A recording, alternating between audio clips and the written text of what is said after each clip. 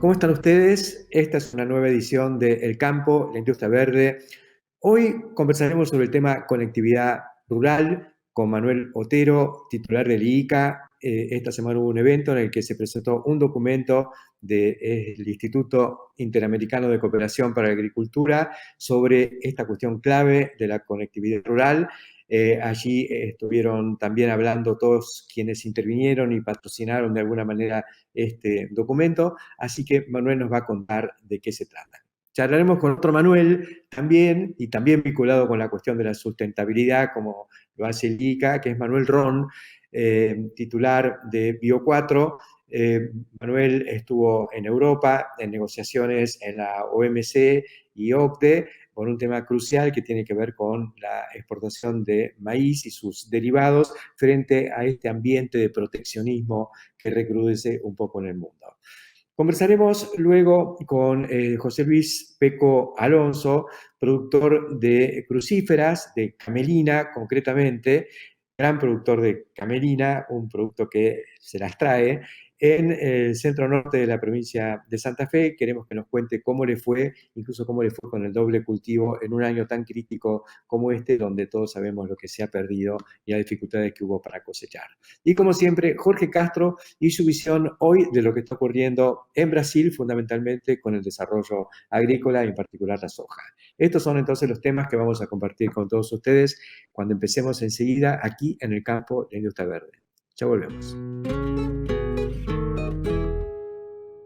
Acron, el mejor negocio en tu campo. Tecnología, asistencia al cliente y financiación única. Para agricultura, ganadería y lechería. Acron, el mejor negocio. Acron, siempre Acron.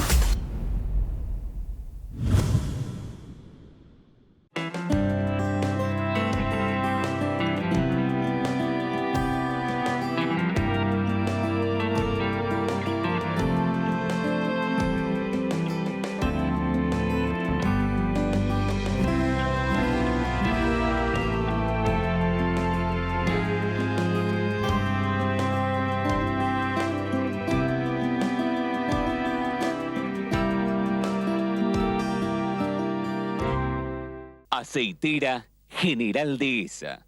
Acopiamos confianza. Lo primero es acompañarte siempre. Cotiza tu campo en granizo4x4.com.ar. La segunda seguros. Lo primero sos vos.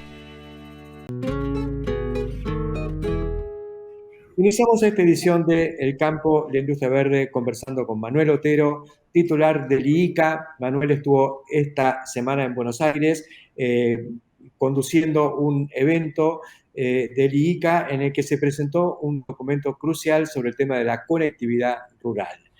Te damos la bienvenida, Manuel, y queremos que nos reseñes un poco el rol de este documento sobre conectividad rural elaborado por el Instituto Interamericano de Cooperación para la Agricultura. Bueno, muchas gracias, Héctor. Desde ya es un honor poder estar dialogando contigo y enfatizar la palabra conectividad. La cooperación técnica significa conectar a los actores, a las instituciones y enfatizar de que lo que se está instalando es una agricultura intensiva en conocimientos, y entonces la conectividad es un medio que es fundamental para dejar de ver a las zonas rurales como ámbitos aislados, y muy por el contrario. Nosotros decimos que tenemos que romper el círculo vicioso de esa visión antigua de la ruralidad como zonas atrasadas, conservadoras, que no generan progreso, y todo lo contrario, tiene que ser visto como zonas pujantes, que pueden, deben y están haciendo contribuciones sustantivas a los temas de desarrollo sustentable. Entonces, Para nosotros, la agricultura inteligente, la agricultura intensiva en conocimientos, solamente se concibe a través de conectividad. Y por eso, desde hace 4 años, empezamos a generar informes hechos con datos públicos y privados, pero en el marco de alianzas, insisto, con las organizaciones del sector privado, que son una parte fundamental en el trabajo del ICA, tratando de mostrar algunos avances que son ciertos, son importantes, pero sobre todo lo que hay que hacer para construir institucionalidad, ciudadanía y ese sentido de progreso que antes mencionaba, que es fundamental en esa construcción de puentes, que es otro de los temas que utilizamos mucho en el ICA, entre lo rural y lo urbano. Desde esa perspectiva, este informe de conectividad rural trata de dar un panorama para cada uno de los países que son miembros del ICA, pone una cierta lupa en cada uno de los países que lo integran, pero sobre todo con una visión de futuro, una visión prospectiva, tratando de ver lo que falta por hacer, que es fundamental en la construcción de esta visión sistémica de la agricultura y que es tan necesaria para nuestros países. Más que interesante esto, hablaste de puentes y yo creo que hay una cosa muy interesante en el puente que le tira el ICA a la actividad privada y has de alguna manera logrado la colaboración, una contribución decisiva para desarrollar este documento de empresas de primerísima línea que también están actuando muy fuerte en la Argentina, como es el caso de Bayer, Syngenta, ¿no es cierto?, que formaron parte de esto. Y ni hablar de Microsoft, digamos, como una de las líderes globales en todo lo que tiene que ver con la ciencia informática. Sí, el ICA es una institución de los países y quienes se sientan a la mesa para tomar decisiones son los ministros de Agricultura. Pero la agricultura es una actividad dominada por el sector privado, son ellos los productores, los empresarios, los emprendedores, los que toman decisiones, arriesgan su capital. Entonces, para nosotros la articulación público-privada es un tema fundamental y este documento refleja justamente la importancia que el ICA le da, vos lo mencionabas muy bien, a Microsoft, a Syngenta, a Bayer, pero en otras actividades, otras empresas, estamos trabajando fuertemente con ellas, como en los temas de suelos vivos, incluso en el cambio de la imagen del ICA. Insisto, el tema del sector privado llegó para quedarse y nosotros esperamos desarrollar alianzas en el mediano y el largo plazo cada vez más fuertes para generar confianza y relaciones sinérgicas con los gobiernos de nuestros países. Lo que se vio claramente con este documento, elaborado por expertos del ICA, es que, bueno, hemos avanzado, estamos un poquito mejor que hace unos años y todos los años se notan pasitos sólidos y consistentes a través de la actividad de los gobiernos y también de las empresas privadas que están vinculadas con esta cuestión de la conectividad, pero que queda el gran paquete por hacer y en un mundo en el cual ya al principio la cuestión era por ahí tener internet o tener mejor conexión para hablar por teléfono y hoy sin una oleada muy fuerte y sin conectividad profunda no vamos a poder mover las máquinas del futuro. Así es, hay avances que son verificables y son importantes. Tanto a nivel de la conectividad rural, estamos un poco más atrasados en lo que sería la alfabetización de los ciudadanos de la ruralidad. Preocupa, sí, de que mientras los avances en la ruralidad se dan por la escalera, a nivel urbano la cosa es mucho más rápida, más vertiginosa. Y nos parece que siempre hay que tener en cuenta el tema del desarrollo urbano y el desarrollo rural para construir una visión integrada de país que es tan importante para todos nosotros. Y mirar algunos ejemplos como los de Europa, como los de América del Norte, en donde evidentemente nos llevan una ventaja, pero Argentina tiene capacidades y hay que entender de que son inversiones absolutamente estratégicas para las transformaciones que se necesitan en nuestro sector agropecuario, como dije antes, cada vez más intensivo en conocimientos. Y estos son los pasos que hay que dar en la construcción de ciudadanía en las zonas rurales. Hablando de construcción de ciudadanía, hay algo que también hiciste y impulsaste desde el ICA, que es eso de poner en valor el rol de la mujer rural. Y hubo un documento que tuve también el gusto y la oportunidad de verlo muy a fondo, elaborado hace unos años, con fotografías nada menos que de Sebastián Salgado, el gran fotógrafo de la naturaleza y la humanidad de Brasil, donde realmente muestra muchos casos de lo que es el rol de la mujer rural en la actividad económica y en la sociedad. Y eso también contó con el apoyo de empresas privadas, o sea que has involucrado siempre, has tendido siempre puentes para lograr estos documentos. Logramos con apoyo de los ministros una resolución que para mí es un mandato y es la creación de un foro de ministras y secretarias de Agricultura del continente. En este momento ocupan ese cargo la ministra de Agricultura de Canadá, Claude Bibeau, la ministra de Agricultura de Colombia, Cecilia López, la secretaria de Agricultura de Honduras, Laura Suazo. Creo que hay algún país caribeño que ocupa una posición relevante, algunas mujeres, pero en general son pocas.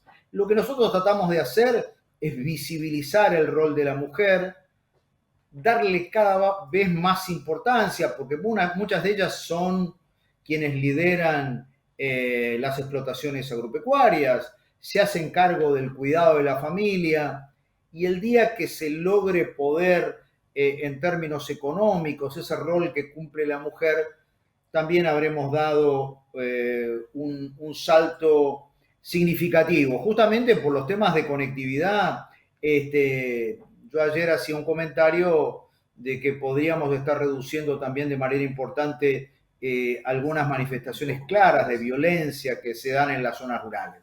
Pero en todo caso, el ICA está totalmente comprometido con los temas de mujer y de jóvenes, que son dos variables fundamentales para una transformación sistémica de la agricultura y el fortalecimiento de este sector como un instrumento para la paz, algo que se habla poco, pero nos parece que un desarrollo rural integral, con participación plena de todos los actores, es un sector que hace una contribución significativa para la paz. Este es un tema fundamental y en el cual venimos insistiendo.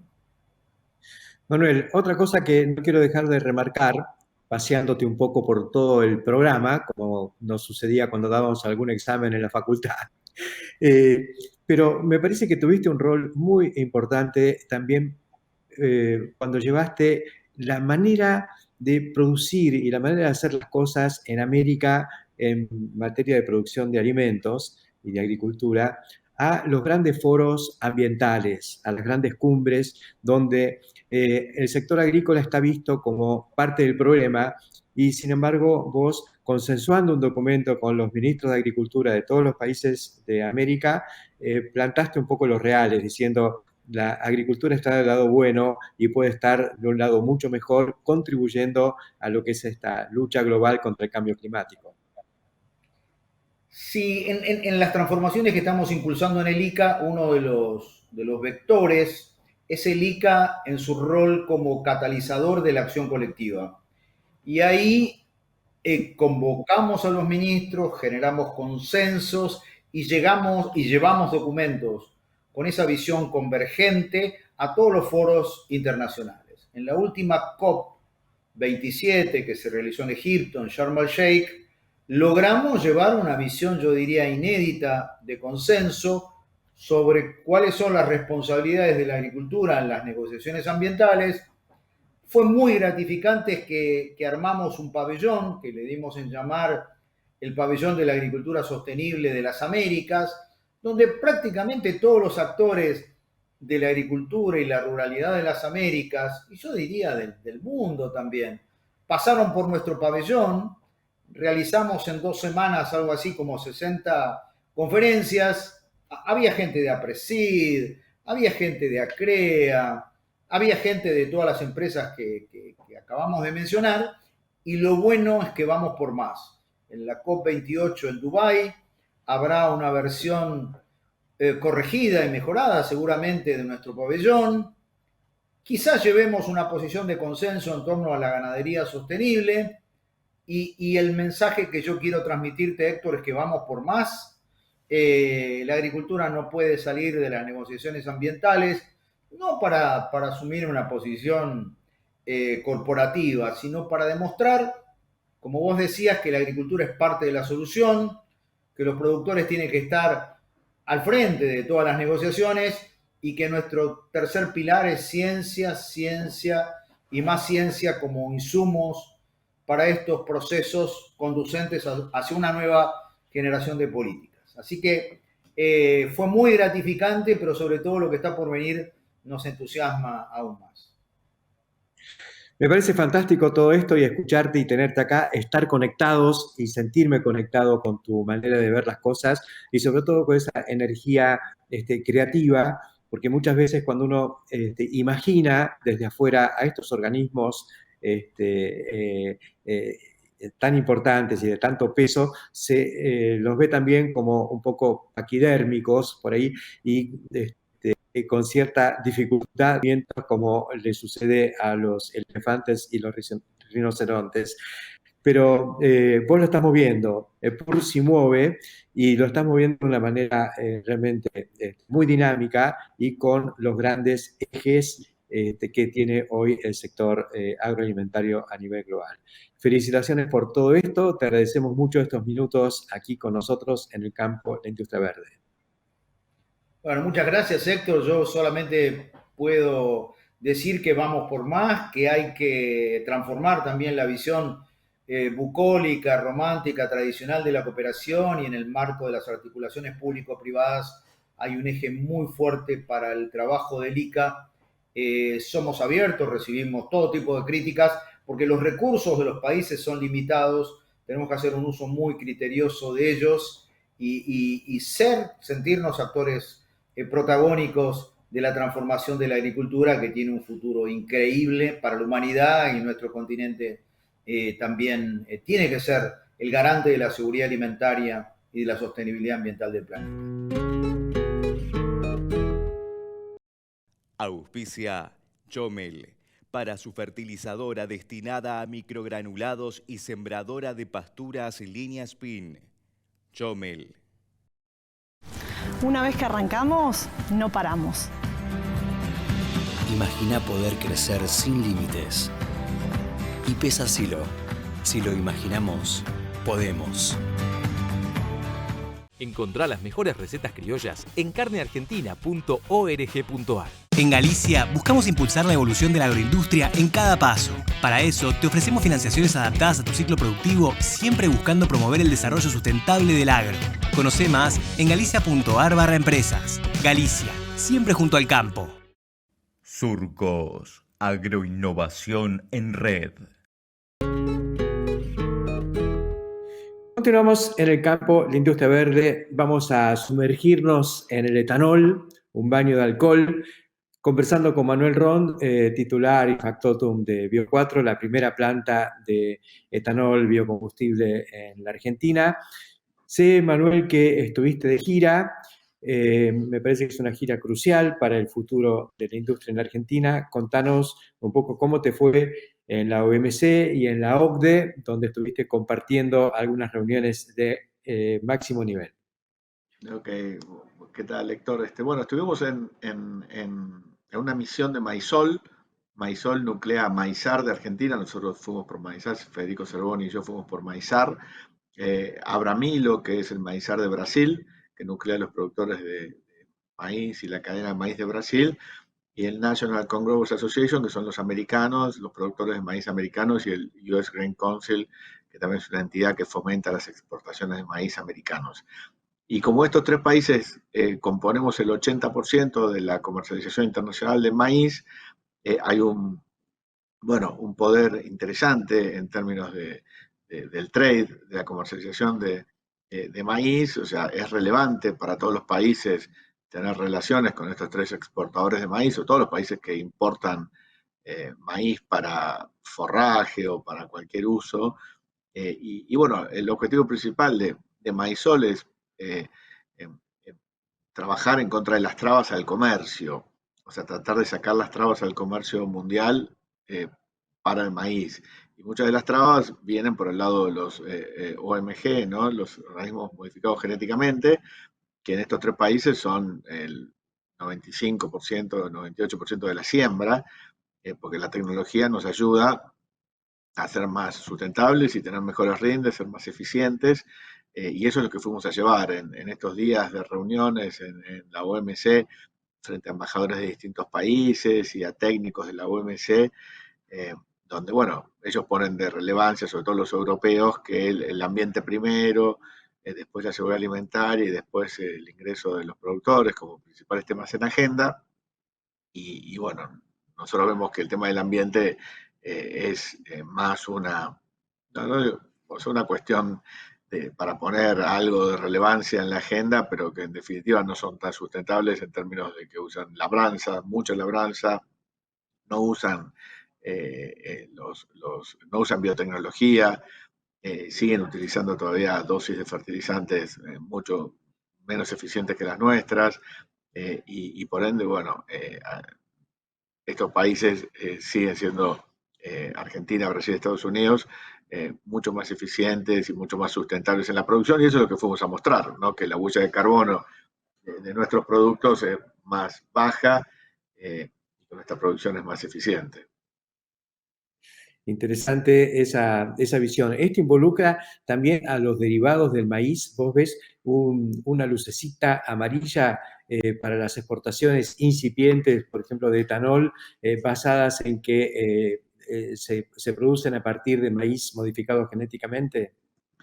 Bueno, en el caso de etanol hay como una barrera arancelaria donde nos obligan a tener una huella menor, o sea, unas emisiones versus la nafta, una reducción de emisiones de más del 70%. Si el etanol, en el caso de Argentina, no reduce las emisiones versus la nafta en más del 70%, los gases de efecto invernadero no nos permiten ingresar con, digamos, con una tarifa, un impuesto bajo. O sea, en el caso que las emisiones no sean inferiores al 70%, o sea, no reduzcan un 70% las emisiones de las naftas, el cargo arancelario que tiene el etanol lo hace inviable y no se puede exportar etanol a Europa. O sea que hay, a través de cuestiones ambientales, una barrera arancelaria para el etanol para ingresar a Europa. Eso ya es un hecho, eso hace años que lo venimos sorteando con éxito porque tenemos una reducción muy fuerte en las emisiones, producto de toda la economía circular que llevamos adelante aquí en Bio4, pero ya eso se manifiesta, Héctor, y hay algunas iniciativas como el Farm to Fork, donde la Unión Europea digamos, le exige a los agricultores que reduzcan el uso de herbicidas para, no sé, el 2030 en un 30-40% de herbicidas, insecticidas.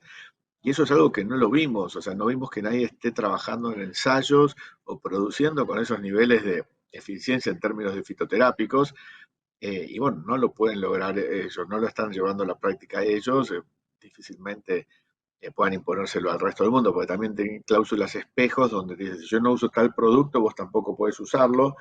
Entonces, eso también, o sea, lo que de alguna manera impone es que el método de producción que ellos determinan para producir en Europa es el mismo que tiene que usar todo el mundo que les exporta alimentos. Y de alguna manera esto se termina haciendo trabas al comercio, porque cada país debería producir bajo las mejores prácticas, pero dentro del esquema productivo de cada uno, ¿no? No es lo mismo ni socialmente, ni demográficamente, ni los ecosistemas son iguales. Así que todo esto terminan siendo barreras arancelarias que después ellos las terminan siempre manejando vía excepciones. O sea, no me gustan los OMG, pero bueno, vía excepción vamos a importar tantos miles de toneladas, vía excepción habilitamos tal cosa. O sea, esa es la forma, digamos, que tienen de poder dar marcha atrás parcialmente sin cambiar la regulación, que es en contra de la forma en que producimos nosotros.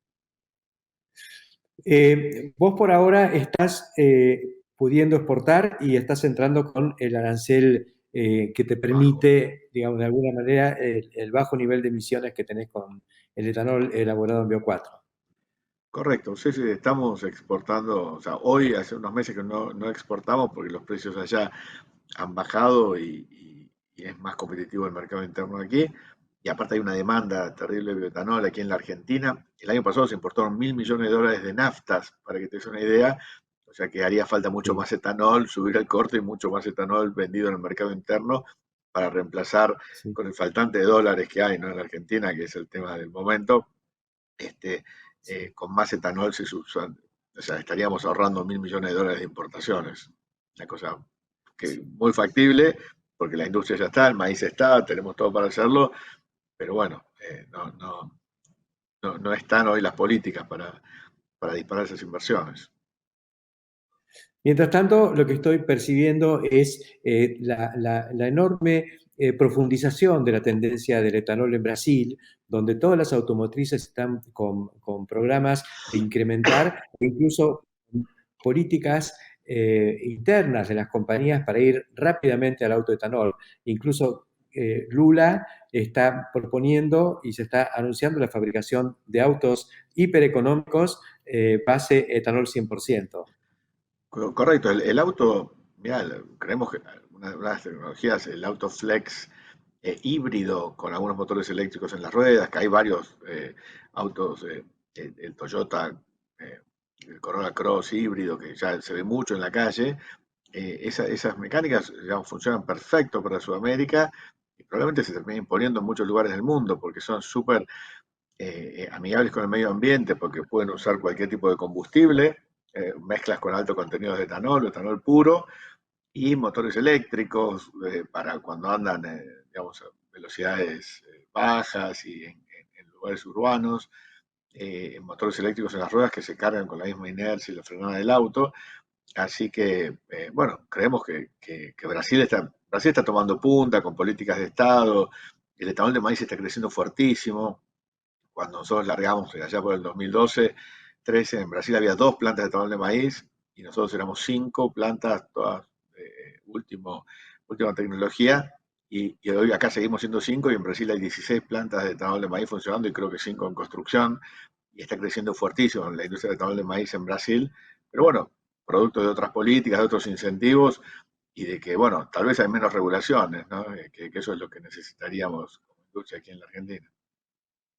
Es más que interesante, incluso una cosa de la que nosotros hablamos hace algunos años, que era la celda soft, de verdad es la celda de hidrógeno, pero que el hidrógeno no obtenido de un tanque de altísima presión, como son en general los vehículos que funcionan a hidrógeno, sino con el hidrógeno producido online, por así decirlo, a partir de una mezcla de etanol y agua. Claro. Y eso utilizando el etanol como un carrier de hidrógeno, como un transportador de hidrógeno en la molécula de etanol. Y eso también son tecnologías que van a venir para el 2050, inclusive las empresas petroleras están planeando de que ya va a quedar muy poco de fósil en la matriz energética, va a haber renovables, pero va a haber sobre todo muchas nuevas moléculas energéticas, el hidrógeno va a ser una, y probablemente el etanol juegue un rol muy fuerte en el hidrógeno, en el SAF, que es el Sustainable Aviation Fuel, el combustible sustentable para aviación, donde, bueno, a través del HBO, que es el aceite hidrogenado, o del alcohol, se pueda sintetizar este combustible de aviación sustentable.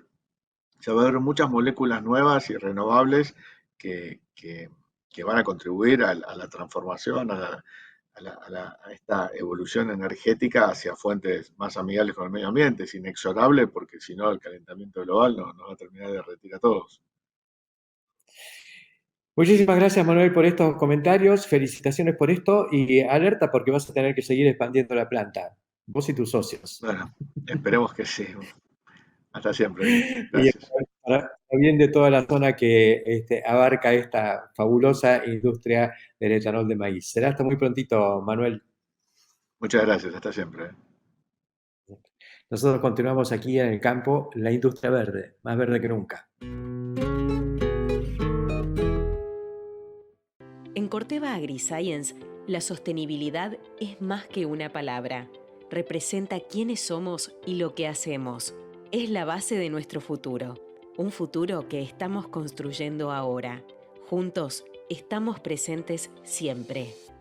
Genética sustentable para el cultivo de algodón. Metalúrgica Repiso, empresa con más de 30 años fabricando sinfines, chapas arandas, turbos rolados, estándar y a medida, bateas, tolvas y repuestos para cosechadoras. Fabricamos estructuras metálicas tanto en chapa como acero inoxidable, utilizando equipos de última generación con capacidad para la realización sobre planos o según muestras. Metalúrgica Repiso. Dusen, una empresa dedicada a producir, procesar, elaborar y comercializar especias y semillas con la máxima calidad del mercado. Dusen, productos libres de gluten con certificación kosher. www.dusen.com.ar. Somos confiables. Somos Helm. Continuamos en el campo, la industria verde.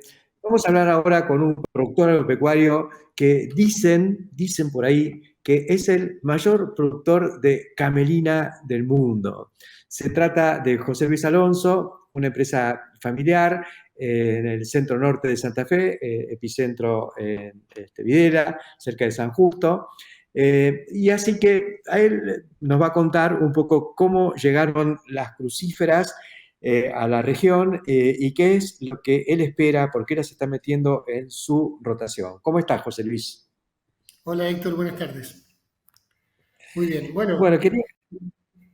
En principio no, que te quería contar, vos preguntaste cómo llegaron las crucíferas a la rotación. Nosotros en 2011, cuando recuerdas que hubo problemas para comercializar los trigos, porque se cerraron las exportaciones y empezamos a buscar alternativas para producir en invierno, bueno, hice varios análisis entre garbanzo, lenteja y bueno, uno de ellos fue colza. Y en ese momento ACA tenía, en la Asociación de Cooperativas Argentinas, llenaba algunos barcos para exportar a Europa y bueno, me metí en un convenio de producción y comercialización con ellos de colza, ¿no? Y bueno, de ahí durante varios años fui conociendo el cultivo de crucíferas y sus ventajas comparadas con trigo. Y bueno, y en el último año hice carinata en el 2020 y en 2021 y 2022 sembramos camelina. Bueno, ¿y cómo te fue con las crucíferas en general en toda esta trayectoria? ¿Fuiste huyendo de unas hacia otras o siempre tratando de, digamos, convencido del escalón anterior, dar un paso más? Mira, hoy estamos haciendo un poco de todo en la empresa. Si se puede decir, estamos en búsqueda de un siempre verde permanente. Te diría que en nuestra empresa no hay barbechos. Prácticamente pasamos de crucíferas a soja, que es nuestra rotación principal. Y si no, los trigos salen a maíz de segunda, los girasoles salen a maíz de tercera, como llamamos nosotros, en enero. Y bueno, sobre los maíces de primera hacemos poroto como cultivos de servicio, hacemos vicia también como cultivos de servicio. No tenemos en ningún momento periodos de barbecho superiores a mes y medio en función del cultivo que sea posterior a la trilla anterior, ¿no? Y bueno, en ese concepto las crucíferas funcionan muy bien porque son el mejor antecesor para soja en nuestra zona.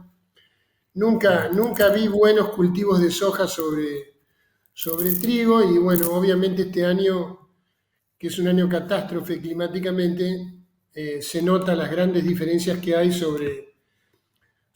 en sojas sembradas sobre colzas o en sojas sembradas sobre camelina, ¿no? Por lo menos están vivas, con perspectivas, te diría, de 1,5 toneladas, digamos. Más que eso obviamente no van a dar, pero por lo menos están vivas, como mostré ahí en ese video que hice en Twitter. En cambio, las que sembraste sobre trigo directamente no están.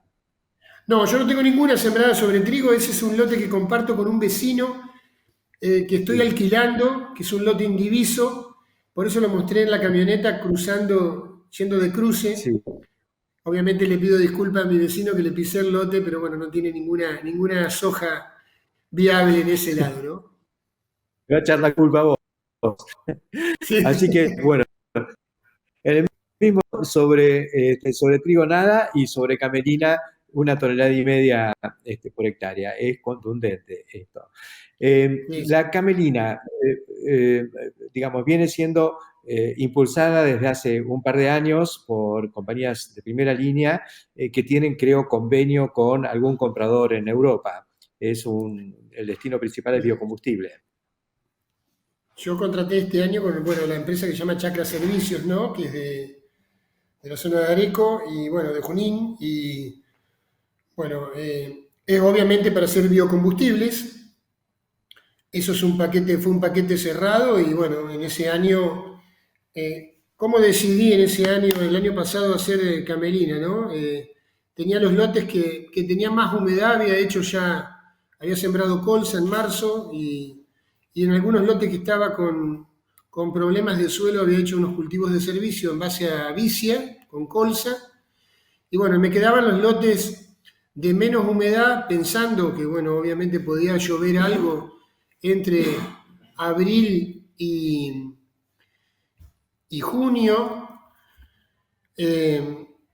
Pensaba que podía sembrar trigo, obviamente no llovió más y dije, bueno, para no quedarme con los lotes parados, ¿qué puedo hacer? Y bueno, me aventuré a sembrar camelina porque camelina tiene un convenio, o por lo menos tenía hasta ese momento, que si vos sembrabas el cultivo y no lograbas un cultivo de calidad, le podías dar de baja y no pagabas la semilla. Entonces pensé, en vez de dejar los lotes parados, sembré en seca las 540 hectáreas de camelina, obviamente a riesgo de que no nacieran, pero el fertilizante, si lo usaba, lo iba a puentear para soja, si no lo usaba, y lo único que tenía que poner era la maquinaria, obviamente propia, que tengo, y de eso solamente el combustible, porque la amortización corre y los empleados ya los tengo, y están parados sin sembrar. Y bueno, y como la semilla era gratis y le podía dar de baja el cultivo, tampoco era un riesgo.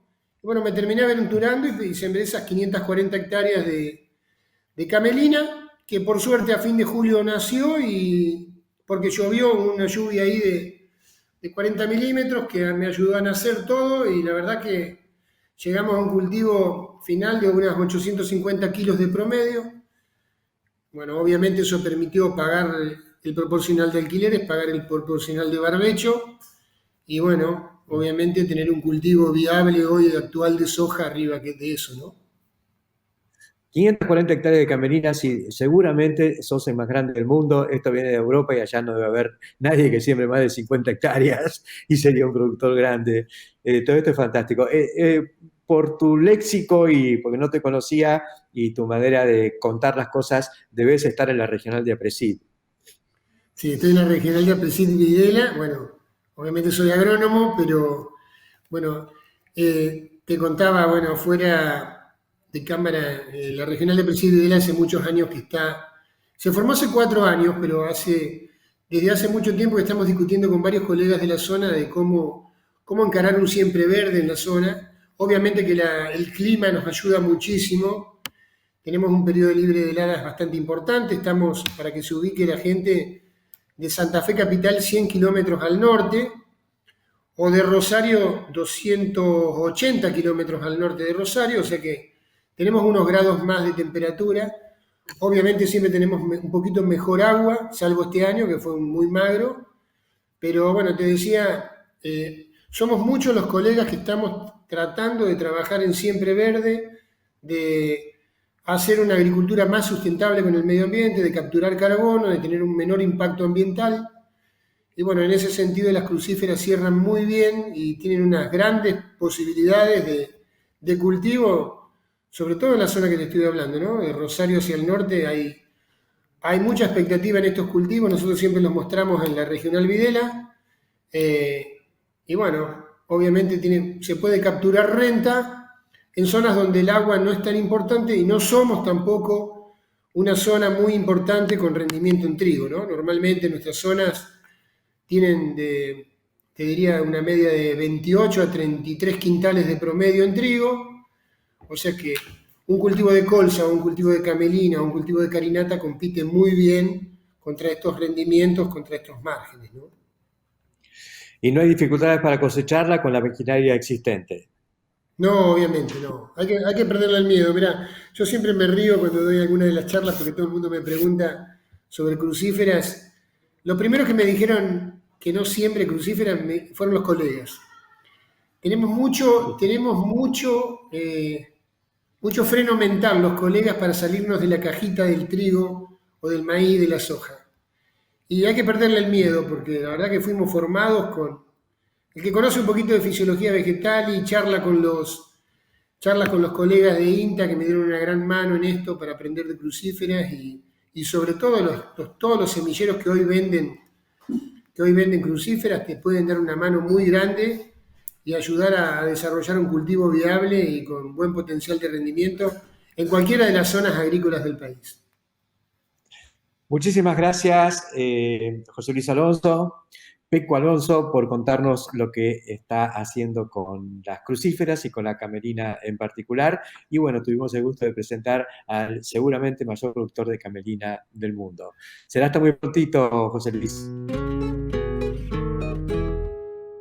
Somos Cestari, somos pioneros y especialistas en tolvas autodescargables.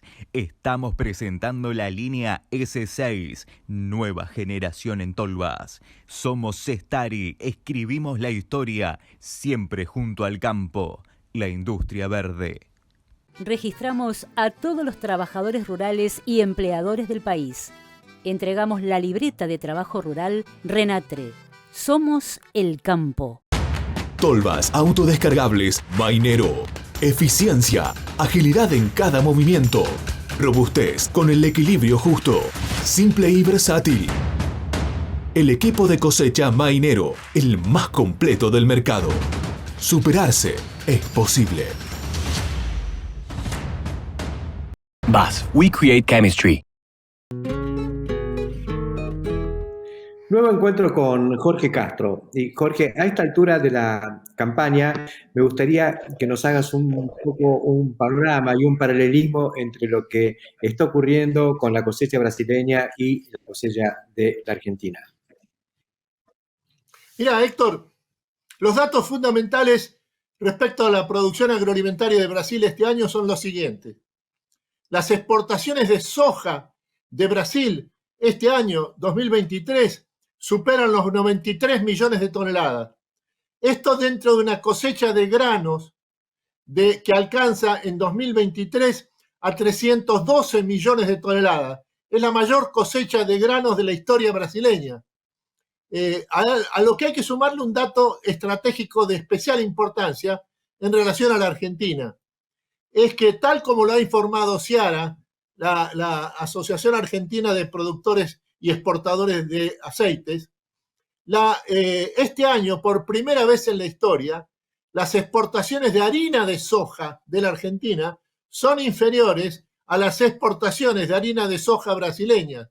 La diferencia no es mucha, pero acá el dato estratégico fundamental es que Brasil este año, en materia de harina de soja, que es un insumo fundamental para la alimentación animal en el mundo, el papel de la Argentina históricamente como el primer productor y exportador mundial lo ocupa este año Brasil y no la Argentina.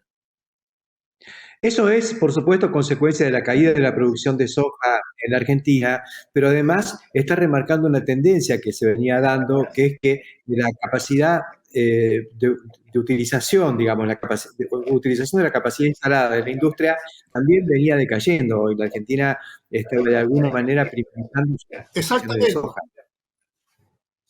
Exactamente. La Ciara ha informado que en este momento la capacidad instalada ociosa de la industria aceitera argentina, que es la primera del mundo, es de 74% del total. Es verdaderamente asombroso lo que ha implicado esta catástrofe derivada de la sequía, que es la mayor de la historia argentina. Lo que significa, en otros términos, que la industria aceitera de la Argentina va a tener que importar no menos de 10 millones de toneladas para mantener en actividad las plantas de la industria aceitera. De lo contrario, va a haber un problema de desocupación de mano de obra altamente calificada por la imposibilidad de moler la soja en una situación donde la Argentina carece de la soja suficiente debido a esta asombrosa sequía que ha experimentado. Bueno, mucho jugo, mucho hilo para contar en esto. Brasil creciendo, la Argentina creciendo. Venimos perdiendo 3, 4 millones de toneladas por año y este año de pronto 20. Así que ya es toda una señal. Mientras tanto, Brasil crece en producción y crece en procesamiento y también en demanda interna, porque por algo son los líderes mundiales también de exportaciones de proteínas animales. Exactamente. Ahí aparece un tercer elemento de especial importancia, Héctor, y que afecta al conjunto de la región, y es el hecho de que Brasil se ha convertido en el principal exportador de proteínas de carne bovina del mundo. El Departamento de Agricultura de Estados Unidos acaba de informar que el 25% del intercambio mundial de proteínas de origen cárnico, especialmente centradas en la carne bovina, provienen de Brasil, que superan incluso en este aspecto especial, supera incluso a los Estados Unidos. Este es un dato estratégico fundamental porque indica que las exportaciones de carne bovina provenientes de Brasil son absolutamente centrales para la demanda mundial. El cálculo que hay que hacer es que el rodeo de ganado en Brasil este año supera los 300 millones de cabezas. Es el rodeo más elevado del sistema mundial, en todo caso ocupando el lugar que históricamente le ha correspondido a la ganadería en la India, pero con la aclaración de que la mayor parte de la producción ganadera de la India está fuera del mercado por razones culturales o religiosas. En cambio, en Brasil es un elemento de extraordinario vigor desde el punto de vista de la producción y de las exportaciones capitalistas. Muchísimas gracias por tus comentarios de hoy, Jorge. La seguimos prontito. Snack Crops, Sociedad Anónima, líder mundial en la comercialización de especialidades con fuertes raíces en Argentina, lo invita a sembrar maíz pisingallo y girasol confitería para sus mercados en más de 60 países. Contáctenos al 011 5246 1901, vía mail a sergio.casas@snackcrops.com o bien visítenos en nuestra planta industrial ubicada en Pehuajó, provincia de Buenos Aires. Alari, seguridad antirrayos. Anulamos la formación de rayos en feedlots, silos, plantas de biogás y toda producción de alta concentración.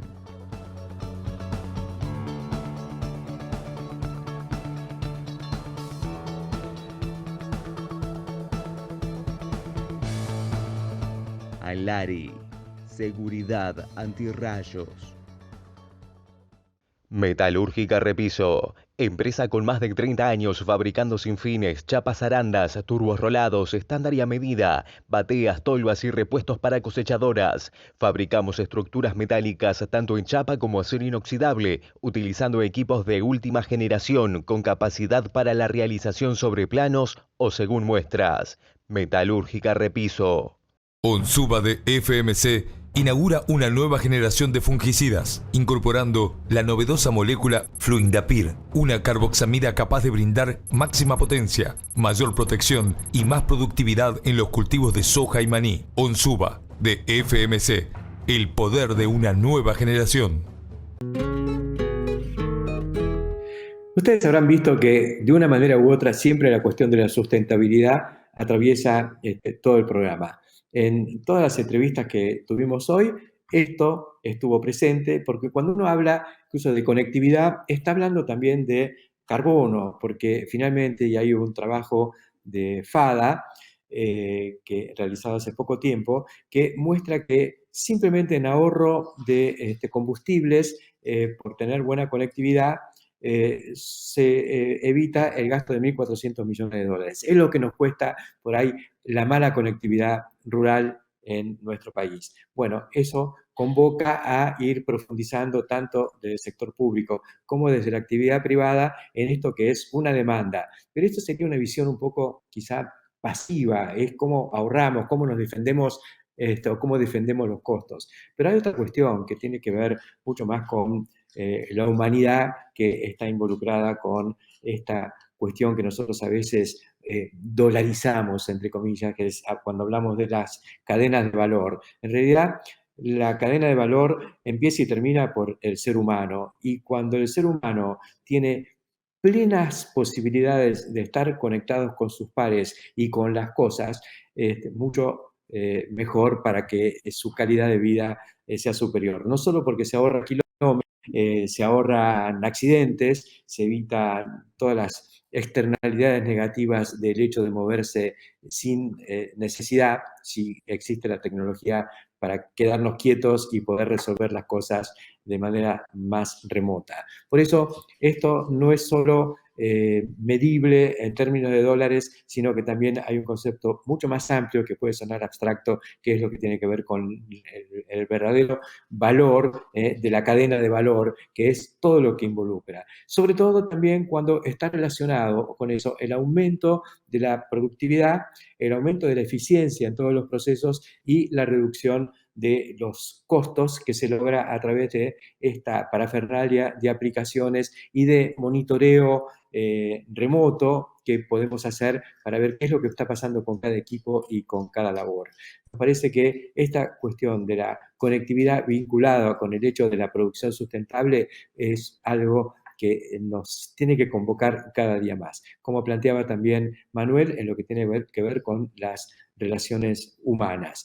Me parece que esta es una cuestión clave y felizmente hay noticias todos los días. Esta semana hubo una reunión, tengo entendido, de gente de una de las grandes compañías telefónicas de la Argentina, diría que la empresa líder, en la sociedad rural de Pergamino, con los principales actores de la actividad agropecuaria en la zona, empresas, productores, para ver de qué manera se ilumina toda la región con conectividad profunda, mucho más que lo que estamos haciendo ahora. No es solo tener internet o tener la posibilidad de mandar un WhatsApp y que entre cuando entre, sino que necesitamos apuntar a la conectividad plena, full time. Hasta la semana que viene.